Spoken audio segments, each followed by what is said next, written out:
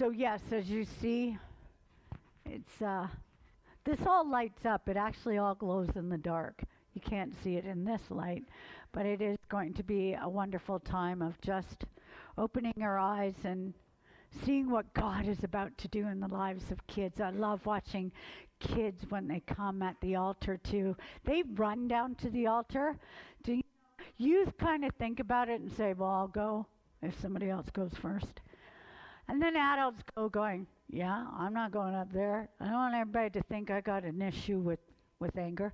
No. And they tend to hold back. But kids, when you say the altar, oh, they knock each other down to get to the altar. It's incredible to watch. And I love that. And that's, I think, why so many times Jesus calls us to have faith like a child and to be like a child, because we tend to overthink things. Well, speaking of anger, anger is one of those common emotions, or we think it's common. Each and every one of us experience anger, and we do so when we're responding to like that moment we feel threatened in our body, or we feel threatened. Maybe when we think of unfairness, the minute we think something's unfair, we kind of, our back gets up. When we're hurt, when we're frustrated, when we're discouraged. And then there's those little things. You ever have those little things that make you mad? Those little things that you think are so trivial. If you explained it to somebody, they go, really? That makes you mad? And certain things, it seems so small, but for us, it seems to be irritating. You know, it's like when I text and autocorrect seems to just have a mind of its own and decide to take over my phone and autocorrect my words. And then I don't notice it until it goes out. And then I go, what did I just say? Or somebody writes me back with the question marks, like 3 or 4 of them, going, what is this? Or how about the endless red lights? Now here, oh, this is a blessing. God knew I needed healing, and so he sent me to Deserano. Because in Toronto, the red lights never line up. Okay, you hit one, get to the next block, and it's a red, and then it just turns red. And then the next one, it's red light after red light after red light. So I've either had less access to that, or I've been healed. Or how about when something goes missing? You know, at first I'm like, oh, where's my phone? And my daughter can relate to this, because if it's not keys, it's my phone. I can remember numbers, names, people's addresses from when they were 3 years old. But for some reason, I remember when I was a little tiny kid that I lived on 11 Sedgley Drive, and I can tell you my phone number. And I can do all that, but can I remember where I put those keys, my glasses, or where I put my phone? And it always starts with, oh, where's my phone? Oh, I think it's in my room. Next thing it's, okay, so where's my phone? I put it on the table, I know I did. And then I get busted, and I'm thinking, it's a phone. So then Rain goes, Mom, do you want me to just call it? Before you do something? How about, I hate to say this in church, but unflushed toilets drive me crazy. People rushing onto elevators before you have a chance to get off, right? I don't know what it is, but they rush in before you have a chance to get off. The constant dripping, or after a while will start to upset me. Or going into the bathroom, my kids know this, and finding an empty roll of toilet paper. Misplaced remote control, where you finally dig through the couch, you've flipped everything over, and it's a piece of paper. My favorite, plastic packaging that won't open. So you know how you order a pair of scissors, and the only way to get those scissors out is to have a pair of scissors to cut them out of that packaging. Yeah, that packaging drives me. It's like you need Superman to open them. And then opening a big bag of chips to find 3 chips in there and a lot of air. Those are little frustrations. You know, things like not putting things back, or people who text and talk while you're having conversations and stuff like that. They can seem minor, but sometimes they trigger something bigger, a deeper reaction that may actually start to cause us to look at maybe a person or situations with judgment, with resentment, with a lack of sympathy. And each one of those things cause us to actually react out of character. And it can change our character. And in many ways in our culture here in Canada, we tend to downplay anger. It's almost common ground, and more so in the last few years, where words just get flung around, where angry things happen and people can just say whatever they want on Facebook, and we seem to downplay it. And when we don't check our anger, when we become numb to the anger that's going on and we begin to let it become common, we start to see a shift. We start to see that it leads to deeper wounds, that again, it can start to reflect in our relationships. It can start to change the way we are. It can cause broken relationships. It can cause toxic environments. And it also can change a community, believe it or not. When we start getting frustrated, I've seen it even on Facebook, and it's changed a bit on Facebook. I was so grateful to see some of the things, but even within our community, and like people will say, this person's done this and that person's done this, and the youth here are this, and we all start to air out stuff that just, maybe it's something we need to pray about first before we start airing. But we see it with online reactions, road rage, and just an increase. And so we need to change that. That resentment can start to become common ground in a community and can start to be a common ground in our lives. Indeed, Jesus is teaching us in the passage we're looking at as we continue the study on the Sermon on the Mount. Jesus is teaching us and urging us to deal with this anger. As simple as it may be, okay, maybe when I open that bag of chips, I can just, I can feel the disappointment, and it may not grow into anything different. But we need to recognize that there is a danger in anger, and we are the ones who are to be peacemakers. When we go back to the Beatitudes, we are supposed to be peacemakers. We are supposed to have that attitude. And looking for reconciliation and looking for that righteousness and hungering, thirsting for it. This is the way that we heal. This is the way that we change our communities, that the way that we change who God is. I know that a lot of people outside of the Christian community think that we have anger and hate, think that we have judgment and resentment, that we have no compassion. We need to change that. And I'm not saying it means adopt sin and compromise who we are. I mean, it means changing how God created us to be and who we are. And we need to truly, truly, truly get a hold of what Jesus is showing us in the Sermon on the Mount. So if you have your Bibles, it's going to come up here. We're going to be looking at Matthew 21 to 26. Jesus is talking about murder and anger. And I can't imagine that one would think, why would you even think the two are similar? But the reality is, Jesus is showing us here. He's taking us back to a place. Taking us back to a place that we need to be. And so Matthew 5:21. You have heard that our ancestors were told, you must not murder. If you commit murder, you are subject to judgment.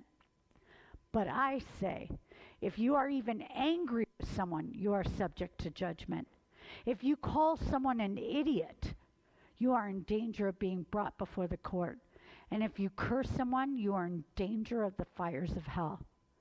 So if you are presenting a sacrifice at the altar in the temple, and you suddenly remember that someone has something against you, leave your sacrifice there at the altar. Go and be reconciled to that person. Then come and offer your sacrifice to God. When you are on the way to court with your adversary, settle your differences quickly. Otherwise, your accuser may hand you over to the judge, who will hand you over to the officer, who you will be thrown into prison. And if that happens, you surely won't be free again until you have paid that last penny. Last week, remember I said it was the introduction to after the introduction. Last week we talked about the law and how Jesus came to fulfill the law, not to change it. But he's also here, and the rest of the Sermon on the Mount is actually about that. We need to grasp this. I said this very, very much last week. We need to grasp a hold of what Jesus is teaching us here. If we don't understand the heart of the law, the spirit of the law, then we really won't understand. We risk risk understanding it entirely. And in fact, we could even not fully understand the cross until we fully understand what God means by this law. He's not calling us to just action and do this. And we talked about this. When we begin to see the law as a set of rules, we are missing it. If we see this as a set of rules, then we begin to question it, don't we? Well, maybe it's not all relevant for today. Maybe we don't, I'm sure God knows this is 2024 now. Like, not all of these apply. Things have changed. We don't see it as that. We begin to change it. And this was never meant to be a book of rules. Like I told you, this is a blessing. This is God leading us closer, drawing us closer to Him, showing how to live lives of righteousness. Because after all, doesn't it say in the Beatitudes, blessed are those who hunger and thirst for righteousness? So is this what we're hungering and thirsting for? Or are we just seeing it as those rules? It's like, I think I gave the example to our kids, to you about our kids. Do not touch the stove. And I don't think I recall, now maybe, the stove was the extreme example, but when I say don't talk to strangers,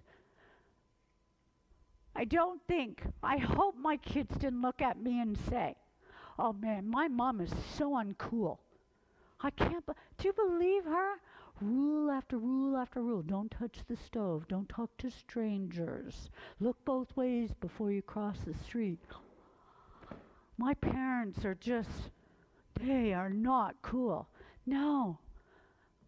It was to protect. It was to bless them. It was to hold them close. It was to nurture them and guide them and help them and give them tools that they will need for the rest of their lives.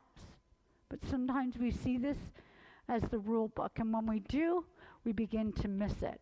We begin to miss what happens. We miss that deeper opportunity of what Jesus is offering, and that is a way to righteousness, a way to draw closer to Him. In the final verse we looked at last week in chapter 5, verse 20, it says, "But I warn you, unless your righteousness is better than the righteousness of the teachers, the scribes, of the religious law and the Pharisees, you will never enter the kingdom of heaven." Doesn't that lead you last week if we just left at that? I don't know if any of you did this, but I remember studying it thinking, okay, yeah, sounds great, but how do you get there? How do you accomplish that? And Jesus answers that with the remaining body of the Sermon on the Mount, of how we exceed the righteousness of the Pharisees. And right now we're taking a look at the rest of chapter 5 is basically 6 examples of the law that Jesus talks about, that he that he shows us the true intention of the law. He looks at them. He didn't change. Remember, he said, I'm not here to abolish the law, not to change one little part of it, but to reveal it, to fulfill it, to show its true intention. See, true righteousness isn't just about our actions, but our attitudes and our intentions and how we approach this. And this is how we're going to surpass, again, the righteousness of the Pharisees. So in the first verse, we looked at,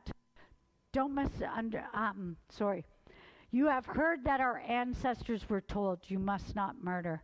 If you commit murder, you are subject to judgment. So he's taking that. When we look back at the 10 Commandments, I just want to take you there for a moment because this is where the intention was lost. So here, Jesus is saying, you have heard it being said, you have heard that it was said to the ancients. Some will say to the ancients, to the ancestors. That is wording that the scribes would have used. And so when they so he's more looking at what they're saying, not, otherwise I think he would have said, you heard the law of Moses, or the law that God gave Moses. But I think he's saying, when he's addressing the interpretation that they had. They focused on this strict rule thing. That, and then they'd sometimes add layers of tradition, but it removed the original intent of the law. And so when we look back at the 10 Commandments, we think we read in the New Testament 2 greatest commandments: love God, love others, right? Simplicity. The first 4 commandments are how we love God, loving God, right? They weren't just rules. He wasn't saying, keep the Sabbath. What he's saying is, I want time with you. Set aside that time with me. But sometimes we go, oh yeah, I can't do anything on a Sunday. I can't. We may even just pick that day, but I believe the heart of what God wanted was that time set aside.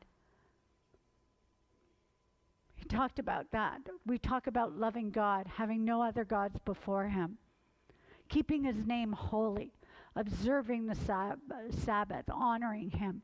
Those first 4, love, loving God. The next 6, loving others. And in loving others, we have a respect for life. We honor our parents. We maintain this honesty, this integrity. We value one another. That value is very important. At the core of these commandments is an intent, is an attitude, is a way. It wasn't just about the number 5, keep the Sabbath. Number 6, do not murder. Okay, I got that. Yes, I got number 6. Check, check, check. It's not that. The intent was how we love God, how we love others. So when he says this about the looking back at what you heard what it was said to the ancients, to the what it was said unto the ancestors. We are talking about how the scribes and the Pharisees kind of reduced the law down to a rule. And they lost the relational, the loving, that whole spirit of the law. They lived by the letter of the law, but they weren't meant to. They were meant to live by the spirit of the law. And so that part was lost. So Jesus is just bringing us back. That's why he said, I didn't change. Not one thing is being changed. I'm not abolishing anything. I'm just bringing you back to that place that the law was meant to be. So in Matthew, Jesus takes the command that you shall not murder, and he shows us that it's not just about avoiding the act of killing somebody. Really, I think, I hope, but I'm sure each and every one of us have not murdered, right? I mean, we could have. But we could say, well, I accomplished that. But did we really accomplish the law? Can we walk in that? because Jesus is pointing out something more here. He's asking us to take a deeper look at what that means, because it's easy to walk around like the Pharisees and think, oh, remember, there's a difference between righteous and self-righteous. And so they were self-righteous, going, yeah, oh yeah, I got that one, got it down. So do I. But really, do I? Because if I have these other things, I'm not really where I should be. It's about what's going on in our hearts, and unresolved anger can be destructive. We sometimes think, well, it's just an emotion, it's just a reaction, it's just this. It can be destructive. Words can hurt. Our words bring life, our words bring death. Words can hurt. I'm sure some of you can think of that word that just changed your person, broke you. Words that became life in you that should never have been life in you. Because now that's what you believe. I spent many a time teaching kids the power of our words. And I talk about times where it's so easy to start believing when you hear every day, you are so stupid. Are you ever stupid? Because eventually those words start to take hold. And then we begin to think that we're stupid. And we begin to think that that is who we are. That we'll never be any better. We're not going to amount to anything. Those words kill. They are destructive. They tear down. They can damage a reputation in no time flat. They can crush confidence. They can break a spirit.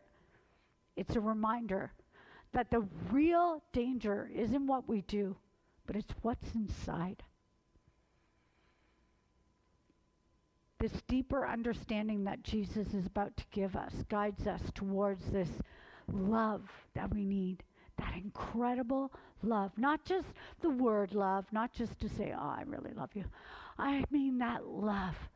That thinks, when I think of loving God and loving others, I think loving others, of course I wouldn't kill them. Of course, I think if we love, if we really got the heart of that love, then of course we wouldn't lie, we wouldn't covet. In fact, we'd be cheering each other on instead of being jealous of one another and what we have. We would be cheering each other on, encouraging, celebrating one another. In each of the interpretations of the law, Jesus uses this phrase, but I say. So you can see that when we go through all six, but I say.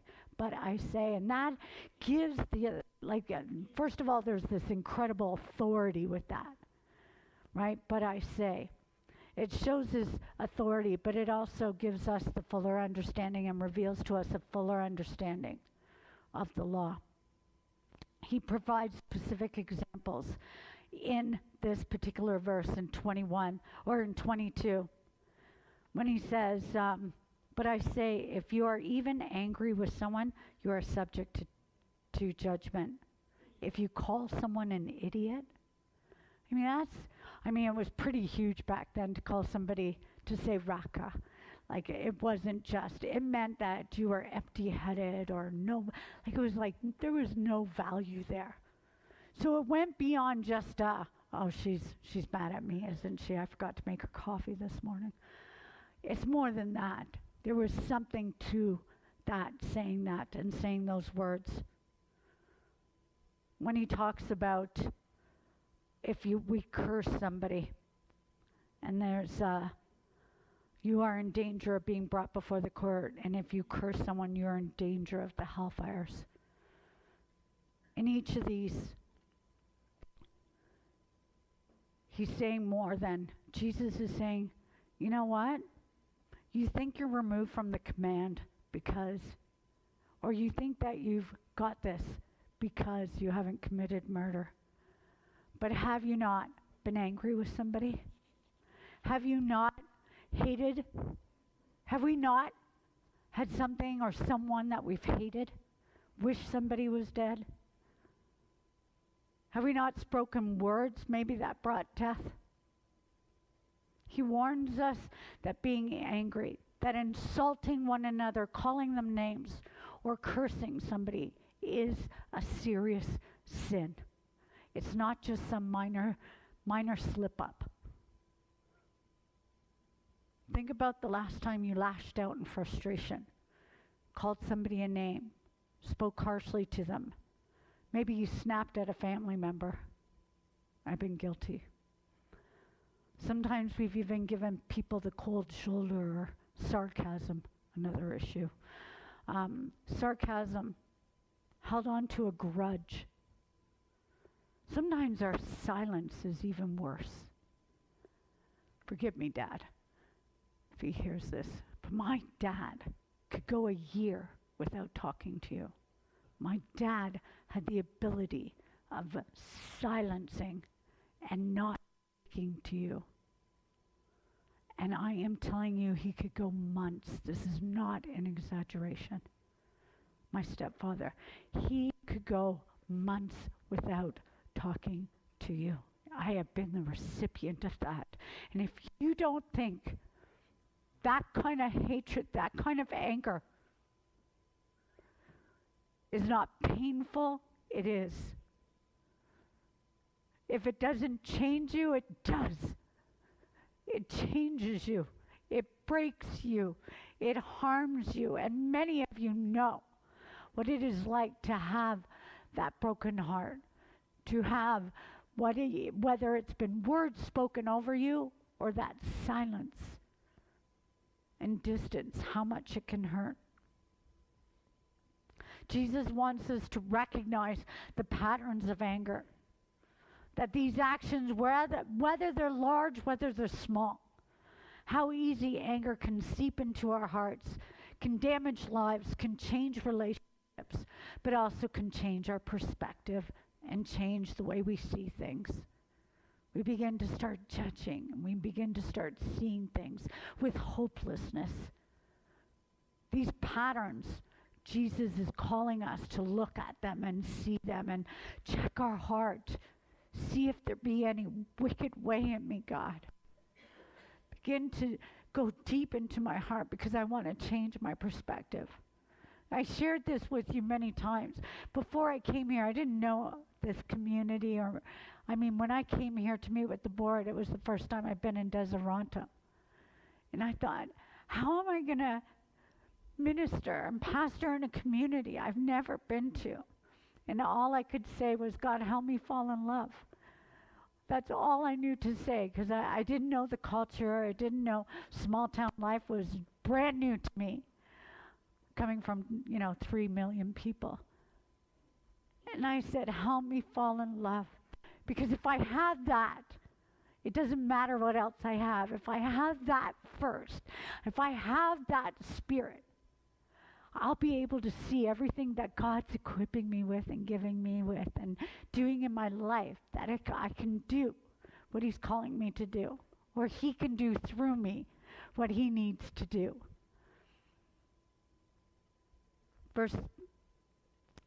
And it says here, remember in James, when we studied James, everybody should be quick to listen, slow to speak, and slow to become angry. For a man's anger does not bring about the righteous life that God desires. When we allow anger to remain, even that attitude, that just kind of attitude, like, that look. Now, I know my kids know my look. I could be somewhere in a restaurant or at youth, and I know my kids will recognize that look when I give them. And then just,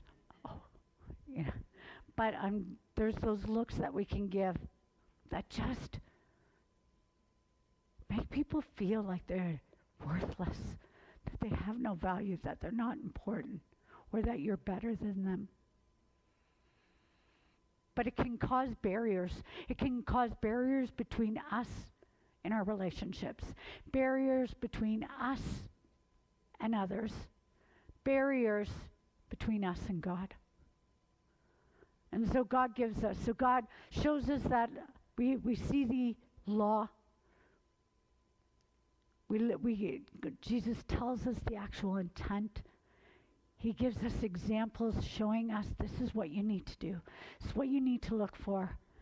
And then he tells us this. He helps us with this kind of application in verse 23. He gives us this simple but powerful message about reconciliation and how to accomplish that. Because any unresolved conflict, any resentment, unresolved issue can also cause a barrier in our worship. Let me tell you, it's really hard to sing and go like this when you're still thinking about that fight you had this morning, that argument that you had, that phone call that you wish you didn't get just before church. I had to move the light a bit because it was tilted, and I said, it's not because it bothers me, because if you've been in my office, it looks like a bomb went off, right? But I said, there's just something about that tilt that will make me focus on it, so I just need to put it back so my mind is free, because for some reason I'll look at that light. But that's what happens with anger, right? It just that little bit there that's like a pebble. I mean, I know in an oyster it creates a pearl, that irritating sand, but it does nothing. That pebble in our shoe does not create any sort of pearl, okay? Just poison, and we just get irritated and irritated. So Jesus gives us these simple 4 steps in this verse. So hear this in this verse. So if you're presenting a sacrifice at the altar in the temple, and you suddenly remember that someone has something against you, go. Or leave. Leave your sacrifice there at the altar. Go and be reconciled to that person, and then come and offer your sacrifice to God. So go. It's taking responsibility. It's seeking peace. We are peacemakers. That's why we needed these Beatitudes to be solid in our life. That's why it's right at the beginning of this sermon, because if we don't have those Beatitudes in us and grab hold of them, everything else in the sermon will seem like a rule, will seem like just something that has to be accomplished. But it's that spirit. It's being hungry and thirsty for righteousness. It's being that peacemaker. It's mourning our sin and seeing that so that we are able to be who we need to be for Christ. But we go, so it helps us to take responsibility. And whether we did it or not, right? Sometimes we go, well, I'm not apologizing till they apologize. Or well, they're the ones that did it. Just be a peacemaker. Just be a peacemaker. Your fault or not, my fault or not, be a peacemaker. I don't think God's keeping score. I think what he's just asking us to do is somebody needs to be a peacemaker. I'm sending you. And it's up to us to say, yes, Lord, send me. Number 2 was, so one was leave your offering at the altar. Number 2 was go. Go to that person. Address the issue. Maybe it's taking responsibility. Maybe it's looking to mend a relationship. Maybe it's just to give final. Doesn't mean you have to be friends forever again. It just means, you know what? That has been there. Reconcile. That was, then it said to reconcile. Be reconciled. Work on making things right, restoring peace. Forgiveness is a form of worship. After all, what we've been given in forgiveness is incredible what we were given. Incredible what we've been given. It is an act of worship, and it allows healing to take place. It brings peace. And then come and offer. After we do that, we can worship more fully. I certainly worship more when I'm not thinking about everything that's going on. When I'm not thinking about, I got to remember to talk to that person. I can't believe I said that, or I can't believe I did this, or maybe did I offend them? How we treat others is our worship to God. It's not just about the songs we sing. In fact, our hugging Some people will go, "You're interrupting worship by hugging one another." Oh, no. That's loving God's people, showing love. God, that love that we give to others is a form of worship. The way we love God, the way we love others is directly related. Some people can say, "No, I just have, problem loving others." Well, they are directly related. How we love God. Love all of God. We have to love all of God. I remember when I met Rain's mother. And she said, "I can't believe that you're okay with me meeting with Rain and having a relationship with Rain." And then her uncles came up and said, because we were at this thing, and her uncles were there. Her half-sister was there, and other family members were there, and they said, "I can't believe that you brought her here from," it was in Toronto, "from Toronto, and allowed us to have this relationship with her." I said, "When I adopted my daughter, I adopted all of her. And when I loved her, I loved every single part of her. And part of her is a birth mom and uncles and grandparents. And I have to love every single part of that and love all of her." And that's the way we have to love. I know that sometimes when we talk about this, that despite our best efforts to reconcile with people, despite that, it doesn't always happen.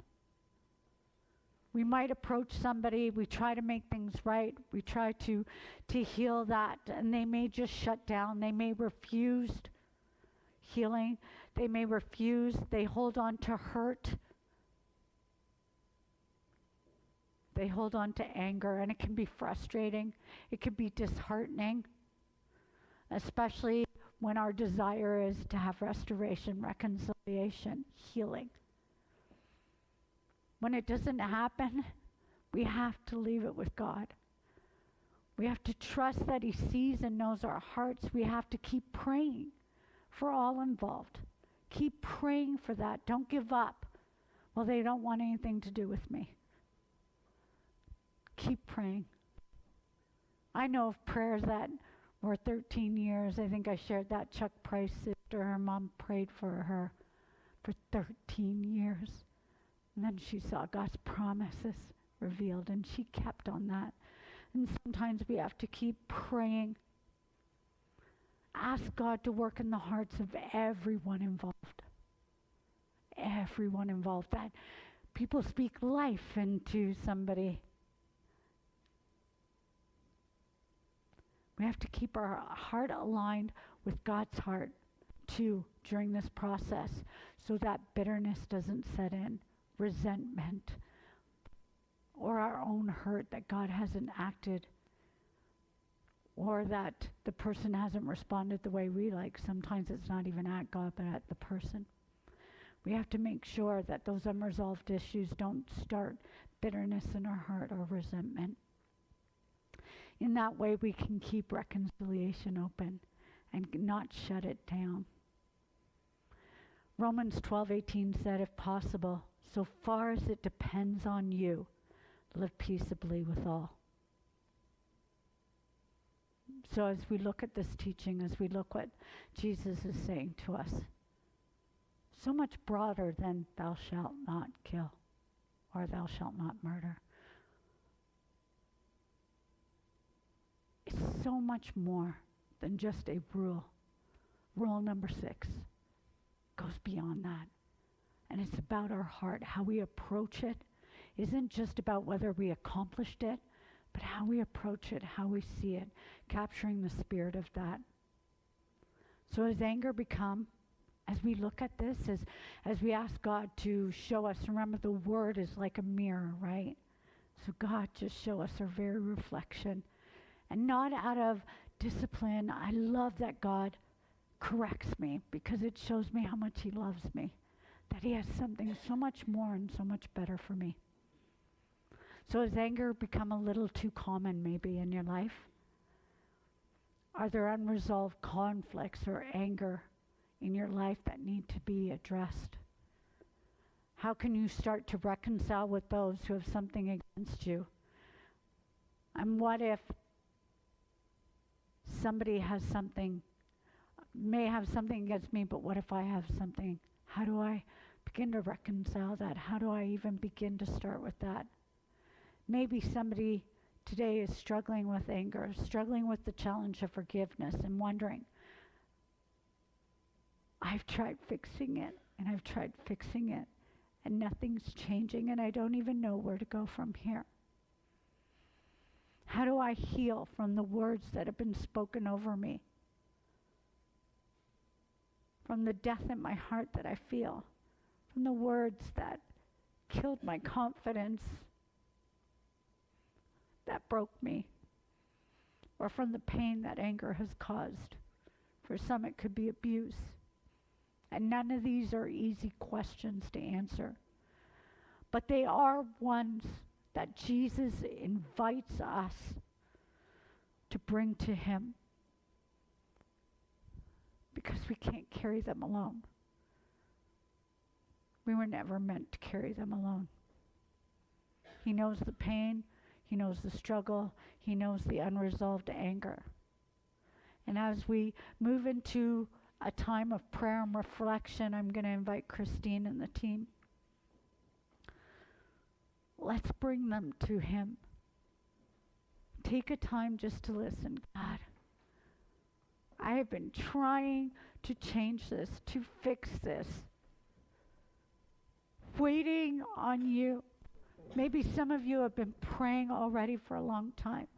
And God, how does it change? But don't give up. I want you to continue to pursue reconciliation, continue to pursue peace, continue to pursue healing. Let us, we need to be free to just love the way we were called to love and to live the way we were called to live. Because God's got something exciting and incredible for each and every one of you. So don't get weighed down by the things, by anger, by that pain. Let's begin that process and help one another through that process. Let's just bow our heads.